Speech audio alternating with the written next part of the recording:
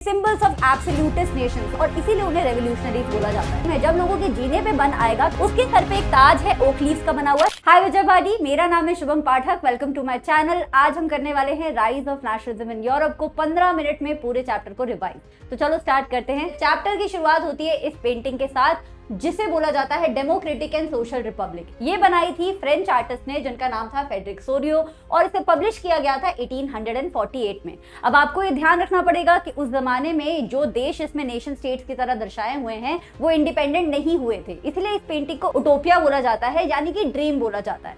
अब इस पेंटिंग के कुछ इंपॉर्टेंट फीचर्स हैं। पेंटिंग के बीचों बीच आपको स्टैच्यू ऑफ लिबर्टी दिखती है जिनके एक हाथ में टॉर्च ऑफ एनलाइटनमेंट है और दूसरे हाथ में charter of rights of man है। अगर आप पेंटिंग के नीचे जमीन पे देखेंगे तो आपको दिखेंगे सिंबल्स ऑफ एब्सोल्यूटिस्ट नेशंस, यानी कि मोनार्की के चिन्ह, जैसे कि राजा की छड़ी और राजा का ताज। अब आपको यहाँ पे लोग भी बहुत सारे दिखते हैं और इन लोगों को आप आइडेंटिफाई कर सकते हो उनके नेशनल कॉस्ट्यूम से और उनके अलग अलग फ्लैग से। जो कंट्रीज उस वक्त आजाद हो गए थे वो स्टैच्यू ऑफ लिबर्टी के बाद में दिखाए जाते हैं। जो तुरंत आजाद हुए थे जैसे कि फ्रांस, वो स्टैच्यू ऑफ लिबर्टी के जस्ट सामने दिखाई दे रहा है। और जो कंट्रीज अभी भी मोनार्की के तले दबे हुए थे वो आपको इस लॉन्ग मार्च ऑफ पीपल में पीछे दिखाई दे रहे हैं। तो ये चैप्टर है जहाँ पे हम नेशनलिज्म की जर्नी पढ़ेंगे और देखेंगे कि कैसे नेशनलिज्म की वजह से नेशन स्टेट्स दुनिया में उत्पन्न हुए। लेकिन सबसे पहले हमें फ्रांस के रेवोल्यूशन पे गौर करना पड़ेगा। 1789 में हुए इस रेवोल्यूशन को पहला क्लियर एक्सप्रेशन ऑफ नेशनलिज्म माना जाता है। फ्रांस का रेवोल्यूशन सक्सेसफुल हुआ क्योंकि फ्रांस के रेवोल्यूशनरीज ने फ्रांस के लोगों के दिलों में नेशनलिज्म की भावना उत्पन्न कराई और ये सब करने के लिए उन्होंने फॉलोइंग आइडियाज की मदद ली। फॉर एग्जांपल, रॉयल घराने के झंडे को हटा के उन्होंने अपना नया तिरंगा बनाया,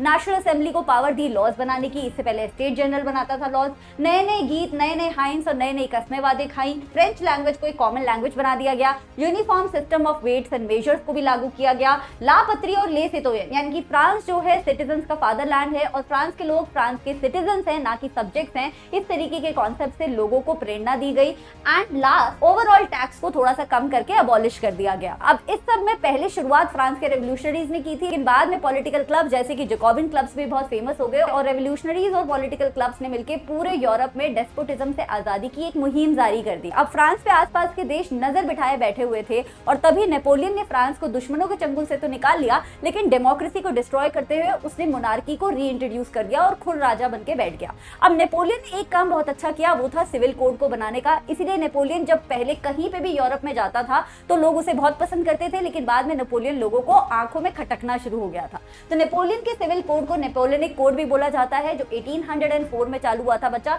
इस कोड के अंदर उन्होंने प्रिविलेजेस ऑफ बर्थ को खत्म कर दिया, राइट टू प्रॉपर्टी को लागू कर दिया, ट्रांसपोर्ट और कम्युनिकेशन को और इफेक्टिव कर दिया, इक्वालिटी बिफोर लॉ को लागू कर दिया, फ्यूडल सिस्टम को खत्म कर दिया, गिल्ड के रेस्ट्रिक्शंस को खत्म कर दिया और ऑलरेडी चल रहे स्टैंडर्ड वेइंग सिस्टम को उन्होंने लागू रखा। देखते ही देखते नेपोलियन भी लोगों की आंखों में इसलिए खटकने लग गए क्योंकि वो सेंसरशिप रख रहे थे, यानी कि सप्रेशन ऑफ एक्सप्रेशन कर रहे थे, कोई उनके अगेंस्ट नहीं जा सकता था। जबरदस्ती वो फ्रांस की आर्मी में लोगों को भर्ती किया करते थे क्योंकि उनके मंसूबे थे पूरे यूरोप नहीं पूरी दुनिया पे काबू करने का। फ्रांस के अंदर तो उन्होंने टैक्सेस को कम कर दिया था, लेकिन ओवरऑल उन्होंने टैक्सेस को बढ़ा दिया था और लोगों से डेमोक्रेसी को छीन के उन्होंने मोनार्की को रीइंट्रोड्यूस कर दिया था, यानी लोगों के पास पॉलिटिकल राइट्स अभी भी नहीं थे। इसलिए नेपोलियन के दुश्मन यूरोप के लोग तो हो ही गए थे, साथ में कंजर्वेटिव देश भी थे, क्योंकि नेपोलियन एक रॉयल खून के लड़के नहीं थे, इसीलिए कंजर्वेटिव देशों को वो आंख में खटकते थे। अब इससे पहले कि हम आगे जाए एक बार जरा जानते हैं कि यूरोप की सोसाइटी कैसी थी। पहली बात तो यूरोप की सोसाइटी कोई नेशन स्टेट्स में डिवाइडेड नहीं थी, सिर्फ किंगडम्स और डचीज और यही सब हुआ करता था। और इसी में एग्जांपल दिया आपका ऑस्ट्रियो हंगरी एम्पायर का, जिसमें बस यही बताया हुआ है कि कैसे वो एक पैचवर्क हुआ करता था डिफरेंट एथनिसिटीज और डिफरेंट लैंग्वेजेस का। ना ओवरऑल सोसाइटी दो पार्ट्स में डिवाइडेड थी। ज्यादातर लोग जो है फार्मर्स हुआ करते थे और कम ही लोग हुआ करते थे जो बहुत अमीर हुआ करते थे, जो पॉलिटिकली भी पावरफुल थे और ऑब्वियसली पैसा था तो इकोनॉमिकली भी पावरफुल थे। उन्हें बोला जाता था अरिस्टोक्रेसी। इनके पास बहुत सारी जमीन होती थी, ये लोग आपस में ही अपने घरानों में शादी किया करते थे, but they were very few in number. On the other hand farmers जो है अलग अलग टाइप के हुआ करते थे। फार्मर्स के बीच में कोई यूनिटी नहीं थी और अलग अलग भाषाएं बोलते थे। कई फार्मर्स को फ्यूडल सिस्टम भी अभी भी झेलना पड़ता था। लेकिन जैसे ही इंडस्ट्रियलाइजेशन आया वैसे ही यूरोप में रिच और पुअर के अलावा एक थर्ड क्लास आ गई जिसका नाम बचा मिडिल क्लास। इनके पास थोड़ा सा पैसा भी था और थोड़ी सी एजुकेशन भी थी, तो इन्हें समझ आता था कि सोसाइटी में जो इनइक्वालिटी चल रही है वो बिल्कुल ठीक नहीं है। तो बच्चा, इसी मिडिल क्लास को आप वर्किंग क्लास भी बोल सकते हो, कमर्शियल क्लास भी बोल सकते हो और यही आगे जाके लिबरल क्लास भी बन गए। तो लिबरल लोग कौन थे? एसेंशियली मिडिल क्लास लोग थे जो सोसाइटी में प्रोटेस्ट करते थे फॉलोइंग चीजों के लिए। पॉलिटिकल राइट्स में वो लोग मांगते थे कि हमें वोटिंग का हक दे दो, गवर्नमेंट जो बने हमारे कंसेंट से बने, हमें संविधान दे दो, हमें पार्लियामेंट दे दो और लॉ के बिफोर इक्वालिटी रखो। इकोनॉमिक राइट्स में they were asking for free markets, यानी कि टैक्सेस को कम कर दो, नंबर ऑफ करेंसीज को कम कर दो, प्रॉपर्टी राइट्स दे दो लोगों को और साथ में टैक्स को थोड़ा सा रिड्यूस कर दो। और इसका सोल्यूशन उन्होंने अलग अलग तरीके से निकाला। एक सोल्यूशन था ज़ोल्वेरिन, जो कि एक कस्टम यूनियन थी, प्रशिया ने इनिशिएट करके बनाई थी, बाद में सारे जर्मन नेशंस ने इसे ज्वाइन कर लिया था। इसका काम था कि यूरोप में जब भी कोई बिजनेस करे बिजनेसमैन, तो उसे कस्टम ड्यूटीज कम से कम देनी पड़े। इन्होंने ज़ोल्वेरिन के साथ रेलवे को भी एक्सपैंड किया, नंबर ऑफ करेंसीज को भी कम किया एंड ऑब्वियसली कस्टम ड्यूटीज को तो रिड्यूस किया ही किया। तो जहां एक तरफ लिबरलिज्म की लहर चल रही थी, वहीं कंजर्वेटिज्म भी साथ में था। कंजर्वेटिज्म होता है बच्चा जो लोग पुराने ख्यालों के होते हैं और पुरानी चीजों में कोई चेंजेस नहीं चाहते हैं। अब कंजर्वेटिव देशों ने नेपोलियन को हरा तो दिया बैटल ऑफ वाटरलू में, लेकिन अभी भी उन्हें यूरोप में कंजर्वेटिज्म वापस लाने के लिए एक डॉक्यूमेंट साइन करना पड़ा, जो उन्होंने साइन किया ट्रीटी ऑफ वियना में 1815 में। इस मीटिंग को रखा गया था ऑस्ट्रिया में और ऑस्ट्रियन चांसलर ड्यूक मेटरनिच ने इसे होस्ट किया था। मीटिंग में पार्टिसिपेट करने वाले लोग थे ब्रिटेन, ऑस्ट्रिया, रशियन, पर्शिया, जिसे आप बाप रे बाप के नाम से याद कर सकते हैं। मीटिंग का मेन मोटिव था कि यूरोप में फिर से कंजर्वेटिज्म को वापस लाया जाए, फिर से फ्रीडम ऑफ प्रेस को खत्म कर दिया जाए, सेंसरशिप को लागू किया जाए और यही सब इस मीटिंग ने किया। एक आधी चीज को छोड़ के, जैसे जर्मन कन्फेडरेशन ऑफ 39 स्टेट्स जो नेपोलियन ने बनाया था, उसे छोड़ के बाकी सारी चीजों को रिवर्स कर दिया गया। इनफैक्ट फ्रांस में फिर से बर्बन डायनेस्टी के राजा को बिठा दिया गया। बट लिबरल लोग चुप बैठने वाले नहीं थे। कई लिबरल लोगों ने ठाना कि कंजर्वेटिज्म को मिटाने के लिए वो लोग रेवोल्यूशन करेंगे और इसीलिए उन्हें रेवोल्यूशनरीज बोला जाता है। इनका दिन दहाड़े मिलना बिल्कुल बंद था कंजर्वेटिज्म की वजह से, इसलिए ये रात के अंधेरे में मिलते थे और इसे सीक्रेट सोसाइटीज बोला जाता है। उस जमाने का सबसे फेमस रेवोल्यूशनरी जो था उसका नाम था मजीनी बच्चा, गिजिट मजीनी, जो सोचता था कि उसे इटली की यूनिफिकेशन के लिए ही भगवान ने अर्थ पे भेजा है और इसने दो सीक्रेट सोसाइटीज बनाई थी, young Europe and young Italy. और इसका देखा देखी बाकी सारे देशों में भी बहुत सारे रेवोल्यूशनरीज पैदा हो गए थे और इसीलिए मेटरनिच भाई साहब को ये फूटी आग पसंद नहीं आता था और वो इसे अपने सोशल ऑर्डर का बिगेस्ट एनिमी बताते थे। देखते ही देखते रेवोल्यूशनरीज की वजह से यूरोप में कई सारे रेवोल्यूशन हुए, स्टार्टिंग विद जुलाई रेवोल्यूशन जो कि हुआ 1830 में फ्रांस के अंदर और फिर से मोनार्की को कॉन्स्टिट्यूशनल मोनार्की में कन्वर्ट किया गया। देन बेल्जियम रेवोल्यूशन जो 1831 में हुआ, बेल्जियम ने अपने आप को यूनाइटेड किंगडम से अलग कर लिया और 1821 से चल रही ग्रीक वॉर ऑफ इंडिपेंडेंस जाके खत्म हुई 1832 में, जब उस पे कब्जा किए हुए ऑटोमन एम्पायर ने फाइनली ग्रीस को एक इंडिपेंडेंट नेशंस की तरह अपनाया। अब जरूरी नहीं है कि पूरे यूरोप में नेशनलिज्म सिर्फ गन्स और ग्रेनेड से ही फैलाया जा रहा था। कुछ लोग थे जो प्यार और मोहब्बत से भी नेशनलिज्म को स्प्रेड कर रहे थे। उन्हीं लोगों को बोला जाता है रोमांटिक आर्टिस्ट। तो बच्चा, रोमांटिसिज्म का मतलब होता है एक ऐसा कल्चरल मूवमेंट जिसका ऑब्जेक्टिव था नेशनलिज्म की भावना को फैलाना, बट आर्ट के थ्रू, फीलिंग्स के थ्रू, कल्चर के थ्रू, इमोशंस के थ्रू। इसी वाले टॉपिक में आपकी बुक में दो इंपॉर्टेंट एग्जांपल दिए हुए हैं। एक है सिर्फ कल्चर से रिलेटेड और एक है वर्नाकुलर लैंग्वेज यानी लोकल लैंग्वेज से रिलेटेड। जब भी आपके पेपर में कल्चर वाला क्वेश्चन आए तो आपको लिखना है जोआन गॉटफ्राइड के बारे में, जो कि एक जर्मन आर्टिस्ट हुआ करते थे और उन्होंने लोगों को नेशनलिज्म का पाठ पढ़ाने के लिए जर्मन दो कॉन्सेप्ट दिए, यानी कि दास वोक एंड वोकचीस्ट। दास वोक का मतलब होता है कि अगर आपको जर्मनी का सच्चा कल्चर देखना है तो कॉमन लोगों के बीच में दिखेगा, और वोकचीस्ट का मतलब होता है कि यही कल्चर जो है जर्मनी की सच्ची आत्मा है। Then role of vernacular language में आपको एग्जांपल लिखना है पॉलिश आर्टिस्ट कैरल कुरपिंस्की का, जो रशियन डोमिनेंस के बावजूद भी अपनी भाषा को छोड़ते नहीं थे। इनफैक्ट पॉलिश बिशप्स भी थे जिन्हें रशियन आर्मी बहुत मारा पीटा करती थी, जेल में भी डाल देती थी, फिर भी वो अपनी सारी चर्चेस की सेरेमनीज पॉलिश भाषा में ही करते थे क्योंकि this was there form of resistance against Russian army. तो ये तो हो गया रोमांटिसिज्म, लेकिन गरीबों और अमीरों के रेवोल्यूशन में बहुत फर्क हुआ करता था उस जमाने के। Before we get to that we also have to understand कि 1830s के दशक में यूरोप में कितनी ज्यादा भुखमरी फैली हुई थी। एक्चुअली यूरोप की पॉपुलेशन बहुत ज्यादा बढ़ गई थी, इसलिए अनएम्प्लॉयमेंट भी बढ़ गई थी। लोकल फैक्ट्रीज बहुत सफर कर रही थी क्योंकि इंडस्ट्रियलाइजेशन की वजह से सामान सस्ता हो गया था और हाथ से बना सामान कोई खरीद नहीं रहा था।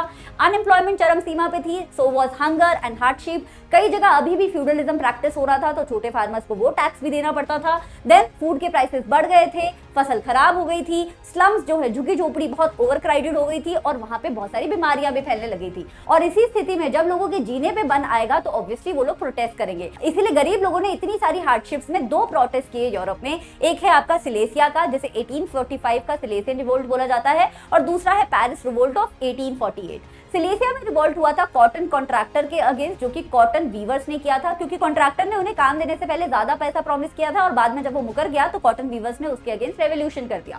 पेरिस का revolt on the other hand सारे गरीब लोगों ने किया था, दो ही कारणों की वजह से, क्योंकि उनके पास ना तो खाना था ना एम्प्लॉयमेंट थी। और इसके बाद लुई फिलिप जो वहां के नए राजा बने थे वो चुपचाप भाग गए थे और नेशनल असेंबली ने मदद की थी गरीब लोगों की एम्प्लॉयमेंट वर्कशॉप्स चला के और फ्रांस को रिपब्लिक घोषित करते। बहती गंगा में हाथ धोने के लिए अब मिडिल क्लास लोग भी आ गए थे और मिडिल क्लास लोग थे जर्मनी के। और इसी को बोला जाता है 1848 का रेवोल्यूशन ऑफ द लिबरल्स, जो कि किया गया था जर्मन मिडिल क्लास जनता द्वारा, जो मांग रहा था एक कॉन्स्टिट्यूशनल मोनार्की। और फ्रांस का देखा देखी इन्हें भी नेशनल असेंबली चाहिए थी, तो इन्होंने फ्रैंकफर्ट पार्लियामेंट बना लिया था झटपट सेंट जॉन्स चर्च में जाके। 831 इलेक्टेड रिप्रेजेंटेटिव थे, वो सारे के सारे आदमी थे। औरतों को इस सभा में पार्टिसिपेट करने की आजादी नहीं थी, सिर्फ विजिटर बनने की आजादी थी। जब ये संविधान बना के जर्मन मिडिल क्लास आदमी गए प्रशिया के राजा के पास, तो प्रशिया के राजा ने इनका रेवोल्यूशन क्रश कर दिया with the help of army, large land owners जिन्हें जंकर्स बोला जाता था, एंड ऑब्वियसली कंजर्वेटिव सपोर्ट यानी कि देश के अमीर लोगों का सपोर्ट। तो 18वीं शताब्दी तक रेवोल्यूशनरीज नेशनलिज्म को यूज करते थे यूनिफिकेशन के लिए, लेकिन 19th सेंचुरी में नेशनलिज्म यूज किया गया राजाओं द्वारा यूनिफिकेशन के लिए। फॉर एग्जांपल जर्मनी का यूनिफिकेशन एंड इटली का यूनिफिकेशन। जर्मनी की यूनिफिकेशन का आर्किटेक्ट था बिस्मार्क, जो प्रशिया का चीफ मिनिस्टर था, और केवोर जो सार्डिनिया पाइनमॉन्ट का चीफ मिनिस्टर था, वो बना इटालियन यूनिफिकेशन का आर्किटेक्ट। बिस्मार्क ने फैड यानी कि फ्रांस, ऑस्ट्रिया और डेनमार्क से 7 सालों तक लड़ाई लड़के प्रशिया को जिताया, और बाद में हुआ यूनिफिकेशन ऑफ जर्मनी 1871 में, और राजा साहब को hall of mirror palace of Versailles में गद्दी पे बिठाया गया यूनिफाइड जर्मनी की। On the other hand Italy का केस थोड़ा अलग था, क्योंकि वहां पे पॉलिटिकल फ्रैगमेंटेशन था, 7 टुकड़ों में इटली बटा हुआ था। तो बहुत ही डिप्लोमेटिकली वहां के चीफ मिनिस्टर केवोर ने लोकल लीडर गारिबोल्डी की मदद से इटली को यूनिफाई किया, और 1861 में विक्टर इमैनुअल जो सार्डिनिया पाइनमॉन्ट के राजा थे, उन्हें यूनिफाइड इटली का राजा घोषित किया। अब ये दोनों केसेस जो हैं ब्रिटेन के केस से काफी अलग हैं। ब्रिटेन के केस को स्ट्रेंज माना जाता है, क्योंकि ऑन द अदर हैंड बाकी दोनों यूनिफिकेशन थोड़ी जल्दी हो गए थे, लेकिन ब्रिटेन का यूनिफिकेशन सेंचुरीज में हुआ था, बहुत ही लंबा प्रोसेस था, और ये किसी राजा ने नहीं कराया था, बल्कि इंग्लिश पार्लियामेंट में कराया था। 2 पैतरे आजमाए गए थे। 1707 में एक्ट ऑफ यूनियन साइन किया था इंग्लैंड के पार्लियामेंट ने, स्कॉटलैंड को पागल बना के, ये बोल के कि 50-50% हम राज करेंगे ग्रेट ब्रिटेन में, लेकिन ऐसा कुछ नहीं हुआ। गैलिक लैंग्वेज से लेके स्कॉटिश कल्चर को सप्रेस कर दिया इंग्लिश लोगों ने। फिर डिवाइड एंड रूल की पॉलिसी खेली गई आयरलैंड में, जहां पे प्रोटेस्टेंट्स और कैथोलिक के बीच में ऑलरेडी बहुत अनबन चलती थी। वहीं प्रोटेस्टेंट माइनॉरिटी को हेल्प किया इंग्लिश लोगों ने, और कैथोलिक लोगों को हरा के आयरलैंड को फोर्सफुली इनकॉर्पोरेट कर लिया गया यूनाइटेड किंगडम के अंदर। और फिर रिजल्ट क्या निकला? यूके बन गया ग्रेट ब्रिटेन, और उसका फ्लैग आज भी यूनियन जैक है, और उसका एंथम आज भी God save our noble king है, और लैंग्वेज आज भी इंग्लिश है। ये सब कुछ इंग्लिश कल्चर की डोमिनेशन शो करता है ग्रेट ब्रिटेन के अंदर। अब अगला टॉपिक है बच्चा एलेगोरी। एलेगोरी का मतलब होता है जब भी आप किसी एब्स्ट्रैक्ट फीलिंग को या इमोशन को पर्सोनिफिकेशन यानी कि रूपांतरण करने की कोशिश करते हो, उसे ह्यूमन फिगर की तरह इमेजिन करते हो। जैसे कि भारत के प्रति हमारे प्रेम को हम भारत माता के थ्रू इमेजिन करते हैं, वैसे ही फ्रांस के नेशनलिज्म को मेरियन के फॉर्म में पर्सोनिफाई किया जाता है, जो कि एक लाल रंग की टोपी लगाती है सिंबलाइजिंग लिबर्टी, कोकेड वेयर करती है क्योंकि ऑब्वियसली ज्वेलरी पीस तो पहनेगी, फ्रांस की मेरियन है, एंड तीसरा तिरंगा साथ में होता है उसके, symbolising French revolution. Similarly Germany की एलेगोरी का नाम है जर्मेनिया। आपका होमवर्क क्वेश्चन है कि आपको मुझे कमेंट्स में बताना है कि जर्मेनिया सबसे पहले कहां देखने को मिली थी। अब जर्मेनिया के आसपास जो ब्रोकन चेन्स मिलती हैं, उनका सिंबलिज्म होता है फ्रीडम। जो उसके हाथ में तलवार है उसका मतलब है कि वो लड़ाई करने के लिए तैयार है। जो उसके तलवार के आसपास ऑलिव ब्रांच है, उसका मतलब ये है कि वो विलिंगनेस रखती है पीस मेंटेन करने की। अगर आप पीस मेंटेन करेंगे तो वो भी पीस करेगी, लड़ाई नहीं करेगी। उसके सर पे एक ताज है ओक लीव्स का बना हुआ, जो हीरोइज्म सिंबलाइज करता है। उसके पीछे से सनरेज निकल रही हैं, जो एक नए एरा का बिगिनिंग शो करती हैं, और उसके ब्रेस्ट प्लेट पे ईगल बनी हुई है, जो जर्मन स्ट्रेंथ शो करती है। तो इस स्लाइड पे लिखा हुआ सब कुछ 1 मार्क के एमसीक्यूज के लिए बहुत इंपॉर्टेंट है, don't forget to revise it. Now next topic is Balkan conflict. बच्चा बाल्कन एक एरिया है छोटा सा जो यूरोप में है। अब ये स्पेशल क्यों है? क्योंकि इस छोटे से एरिया में बहुत अलग अलग कल्चर के स्लैव कंट्रीज रहा करते हैं, और इन सब पे कब्जा किया हुआ था ऑटोमन एम्पायर ने अंटिल 15th सेंचुरी। लेकिन गेम तब बदला जब 1871 के बाद नेशनलिज्म की भावना बाल्कन तक पहुंच गई, और इसी की वजह से 2 तरीके की लड़ाइयां हुई। पहली इंटरनल कॉन्फ्लिक्ट, यानी कि सारे के सारे स्लैव देश अपने अपने कल्चर के नाम पे इंडिपेंडेंस मांगने लग गए, आपस में भी और ऑटोमन एम्पायर से भी, और ज्यादा लैंड और ज्यादा रिसोर्सेज के लिए आपस में लड़ाई लड़ने लग गए। और वहीं बाहर बिग पावर राइवलरी देखी गई, यानी कि यूरोप के पावरफुल देश जो घात लगाए बैठे हुए थे कि क्यों ना वो बाल्कन को अपने कब्जे में कर ले, और इसीलिए वो आपस में लड़ने लग गए। और इतनी सारी लड़ाई की वजह से बाल्कन बन गया एक एरिया ऑफ इंटेंस कॉन्फ्लिक्ट, और ये एक रीजन भी बना था पहले विश्व युद्ध का। उसके बाद दुनिया ने दूसरा विश्व युद्ध भी देखा, बहुत सारी और छोटी छोटी लड़ाइयां देखी, एंटी इंपीरियलिस्टिक मूवमेंट्स भी देखी, जैसे कि फ्रीडम स्ट्रगल ऑफ इंडिया, और बाद में जाके हमें मिले दुनिया में नेशन स्टेट्स। तो हमें जो ये आजादी मिली है, ये बहुत महंगी पड़ी है हमारे एंसेस्टर्स को। इसे हम डिटेल में नेशनलिज्म इन इंडिया में पढ़ते हैं। तो don't forget to subscribe for more history lectures, and I will see you next time.